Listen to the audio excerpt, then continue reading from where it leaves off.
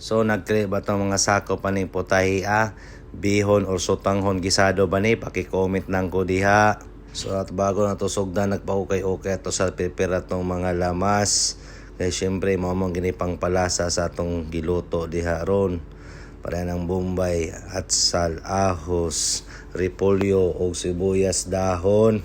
So kani atong pang panirada ron is pang pahaba na ng buhay ni, pang palunglib na ni mga tag-as nga mga sudan para na mga pansit, bihon or sutanghon. Pero kadi akong giloto muton sa bihon ba ni or sutanghon ba ni. O tagsara kita katiradag luto ani kay usay makita ra man nato ni sa mga birthday o uban pang mga okasyon diha. Siyempre, kakay man itong mga kasakupan diha sa bihon or sutanghon bali nga gisado ni atong panirada. So ato din ang dilidirag luto diha kay taon-taon ng putawa ka luto ani. So shout out ka mama gikan paningsambuang nga bulad. Thank you ani ma. So gitiradahan po sa akong asawa diha ang paghiwa sa karne ni nga na daw na pag-slice dagko daw kayo.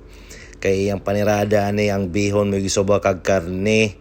So diha ato na nang ipangbutang tong mga lamasers diha. So kanina nga video kung makakuan man ni makakuha mo kay diya ni tanawa lang yun ning video ha. So ningana gyud may magluto unahon ng lamas bago dayon ang karne. Timplahan butangan dig tubig ug uban pa diha. So ang pangpahaba ng buhay ato nang ibutang diha no. Kay syempre gutom-gutom na pod. Pag dayon mo uga-uga na gamay o gisado ba na itawag ana diha na mauna na itawag nga pansit aon sana bihon or sutanghon na. Din gibutangan lang sibuyas dahon pang pakulay. So ato nang i-taste dahil so good, yummy.